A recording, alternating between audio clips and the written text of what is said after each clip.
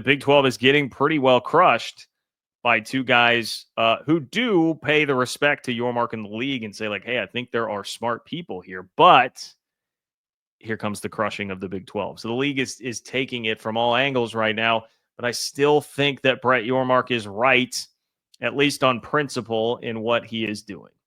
Okay, so here's a brief synopsis, just for those who have not been paying as much attention, which, I mean, goodness, I wish some days that I weren't as online and in the weeds of this so that I could just enjoy a nice June summer day at the lake like you probably are instead of having to be wrapped up in this. So here's what we've got.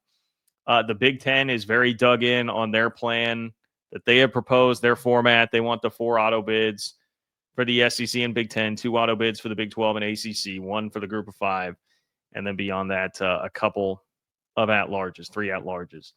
Meanwhile, the Big 12 introduced the 5+11 plan. It's now supported by the SEC, mostly supported by the SEC. ACC, Notre Dame, also behind the 5+11 with 11 at-large selections. SEC coaches love it because they don't want the play-in games that have been proposed for conference championship weekend in the SEC because they don't want an extra game before then going to the playoff. They think there will be too much wear and tear. ESPN, according to Ross Dellinger, is not a fan of the 4-4-2-2-1 format that the Big Ten likes. Okay, that's another wrench in here. The Big Ten has said they will not budge on going to the 5+11 plan unless the SEC plays a 9-game conference schedule because the Big Ten, understandably, feels like it's a competitive disadvantage for them. Meanwhile, on that front, the SEC has, we've got all these decisions to make. Sankey's talking about the 2026 playoff format discussion rolling into the fall. And the SEC has to make a decision by the end of the summer on what they're going to do for a conference schedule next year. So you've got conflicting things here. Big Ten says, we won't agree to your plan unless you agree to 9 conference games. Sankey is saying, we may not agree to any format until the fall, but before then, we have to make a decision on how many conference games we're playing next year. It's a mess. It's a mess. That's the point here. It is a mess, okay? But all of this has very, very real consequences. For instance, for the SEC, there's a lot of money on the line. Ross Dellinger reported they'd be passing up $5 million plus per school. Okay, $5 million plus per school if they do not go with the 4 auto bid plan. Because if they did that, those playing games would net them $5 million plus per school, plus the revenue from the 9th conference game. Okay, then if we're talking about the Big Ten and SEC potentially just deciding to go do their own thing, if they don't like the results of this and nobody is coming to any kind of agreement, it's too messy. Ross Dellinger did report that in essence is on the table. And Josh Pate really kind of reiterated that this week too. But Dellinger says the Big 12, ACC, Notre Dame, and several group of 6 conferences are strongly fighting against that 4 auto bid format. The battle has turned feisty on the public scene and could result in legal action. Big 12 and ACC officials don't seem to be backing down. Would the Big 10 and SEC really leave the playoff to start their own playoff with just the 2 of them?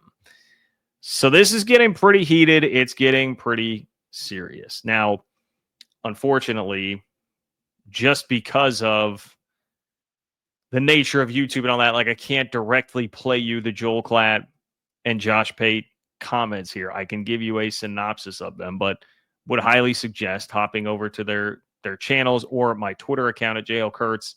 You can definitely see the Joel Klatt condensed version that is on Twitter.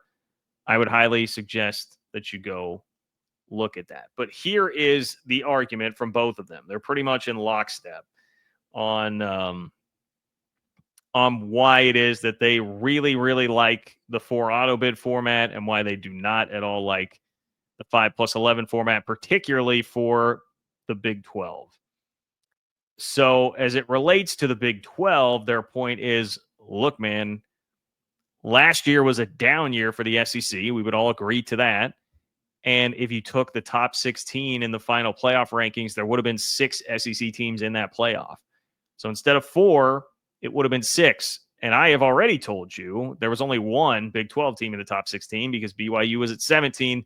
So you would have only had 1 Big 12 team in. So instead of a 4-2 disparity between the SEC and Big 12 in the playoff, it would have been 6-1 potentially last year. Okay. So their point is you keep doing that year over year, it's going to widen the gap even more. It will hurt your perception even more. That's going to be a worse thing than just signing up to take 4-2. Like, why would you do that? That is not a smart gamble or bet or anything. There's also, from a bigger picture standpoint here, like Josh Pate really mentioned, he likes it in general because with the SEC play-in games hanging out there at the end of the year, it will create a much more intriguing conference race because teams can't just say, well, we're 9-1 with a couple weeks left. We're in the playoff no matter what, because we'll get an at-large bid. They'll now have to say, well, wait, there's a pretty big carrot here. If we can get in the top 2 of the conference, we wouldn't have to worry about these conference play-in games here at the end of the year. So that's a little bit more incentive for us to keep going, puts more emphasis on the regular season. Look, all pretty good points. Now, I have to say, I don't really care that much about the Big Ten and SEC's regular season at the end of the year.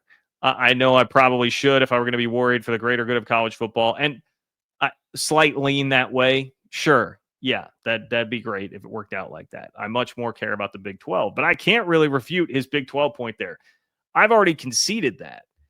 Like that was part of my surprise with some of this people coming to me. I was like, guys, I already told you this. I mean, I told you that the 4-2 thing, you're going to wind up with more Big 12 teams in the playoff over the course of the next 6 years for this agreement, if that's what you do as opposed to 5-11. We know that a committee is not going to favor the Big 12 as opposed to just getting the 2 at large. I've already said that. But they kind of took it further and said this will absolutely crush the Big 12's reputation, perception, opportunity, all of these different things. And it's hard. It's hard to dispute that, man. It is. I don't have like a great comeback directly for that. So if you came here expecting me to say, well, here's why that's wrong and the data is incorrect and any of that, I don't have any of that. I've got nothing to say as far as that goes. There's just one thing that is the key point here and that is missing in what is being argued by Klatt and Pate.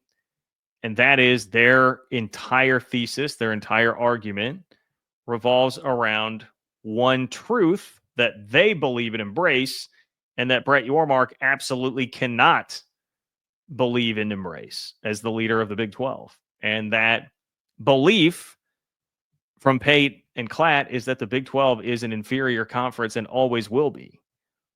And if that is your belief, then yes, it certainly stands to reason. Hey, take what you can, get the 4-2 split, deem yourself half of that league, and go forward from there.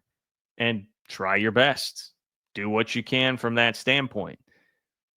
Brett Yormark, though, cannot, as the leader of the conference, willingly embrace that. If it turns out that the Big Ten wins out in this battle between Big Ten and SEC and you get the 4 auto bid format, that's one thing.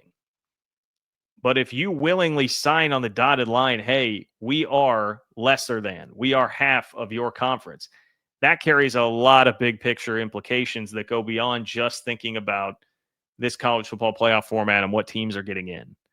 Okay? That's a pretty big deal. And, some more recommended like reading/watching I would send to you today is John Wilner, another piece that I quote tweeted on my timeline today. John Wilner absolutely nailed it. He wrote a column about exactly this. And he was so right. It was such a good piece on the predicament facing Brett Yormark and why he can't really sign up for this. Okay. So I look at it like this. The Big 12 is trying to maintain like self-respect and dignity here. Like that's what Brett Yormark is trying to do. And you're in a lose-lose situation. So is the ACC, by the way, but probably to a lesser extent because with the bigger brands like Clemson, Florida State, Miami, the ACC stands a better chance of getting multiple teams in, even in the 5+11 format than the Big 12 does. But you're in a lose-lose situation because you either take the one path, which means you're at risk of a committee and 11 at-large bids and just getting screwed every single year by how many SEC and Big Ten teams will get in, or you sign your life away as being lesser than forever. Like you literally willingly sign on the dotted line.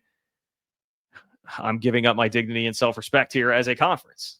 Those are the only two choices, and they both suck. Like that, Neither one is good. Neither one is good. And Brett Yormark, as the leader of the Big 12, who has to oversee all this big stuff and worry about the brand and reputation of the league, is not really willing right now to give up said self-respect and dignity, right? Just for 2 auto bids every single year. They will not accept that premise that the Big 12 and ACC, Brett Yormark and Jim Phillips, will not accept that premise that the Big 12 and ACC are inferior and always will be. You can call that naive. You can call that stupid, misguided, whatever it is that you might want. But I will point out here that you take some pretty big credibility and brand hits if you do that.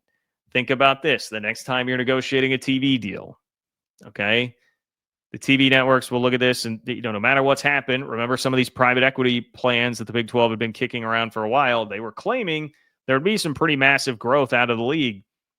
But your next TV contract, whoever you're negotiating with, ESPN, Fox, Apple, whoever, they'll look at it and be like, all right, well, what's the Big 10 and SEC deal? All right, well, you're not getting a penny more than half of that because you've already willingly admitted that you are half of those leagues. So why would I ever give you a penny more than that?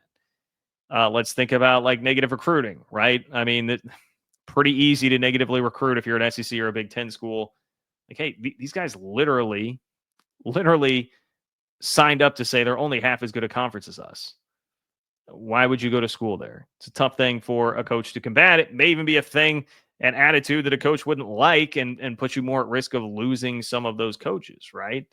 Not exactly a message that I think coaches are going to resonate with. The other thing is, Yormark has talked about this. Other ADs in the league have talked about this recently. I think Mac Rhodes at Baylor was the last one to have a public comment about this. But, man, the message from Yormark has been, hey, guys, like, we've got to try to compete at the highest level. We've got to pour the resources in to do our best to compete at the highest level here. Like, that's the goal. The goal is not to just settle into, hey, we're half this league, the SEC or Big 10. Like, we've got to try and compete. And if you're pushing that message, like, we're going to compete at the top and that's what we do, you can't then let your action be, well, I'm going to go sign up and say that we are willingly half than these other two conferences. You're telling everybody, try and push past that. Like, bet on yourself, push past that. You can't send that message and then sign up to say, well, no, actually, hey, guys, just push for being half of what the Big 10 and the SEC are. So that's the problem here. Like, that's the conundrum that Yormark has. That's why he can't really sign up for that. He can't really sign up for that. Neither can Jim Phillips. The other thing is, I mean, look, the second that you would agree to 4-4-2-2-1, SEC is immediately going to 9 conference games. Big 10 and SEC are immediately entering a scheduling agreement. You're going to be locked out from ever playing them in a non-conference game. They'll get more money, right? I already mentioned that $5 million that they'll get for the 9th conference game. There's even more that they'll get for those play-in games on conference championship weekend, which they'll be able to double the monetary value of whatever you're going to get, at least for that, because they can do 2 of those games. It just furthers their monopoly. So, look, even Josh Pate kind of laid this out, and I thought this was really pretty smart. And this would be one thing I might say back to him if he were really arguing vehemently against Yormark in the Big 12. I would just say, hey, you said yourself, the SEC and Big 10 seem to be really wanting to just break off and do their own thing, but without having the look of being the ultimate bad guy right now and putting themselves at legal risk. So, hey, maybe the idea is we'll throw them a bunch of terrible options, like crazy, unrealistic options that put them at a huge disadvantage, wait for them to say no, and then we'll throw our arms up and say, well, hey, we tried. And if they do agree to it, then, well, great. They're stupid for that. And so if that is the case, which is something that he has said, well, then the 4-4-2-2-1 plan is kind of the stupid plan. And the Big 12 and ACC are saying, well, we're not going to do that. We will force you to pull out of this and be the bad guy. We're not going to help you along with any of this. If you really, truly want to do this, you guys go do it. We're not going to help you do that. That's really where I feel like this is. So none of it is good. Certainly none of it is good for the Big 12. I don't think any of it is good for the sake of the sport, but here we are. That's what we've got.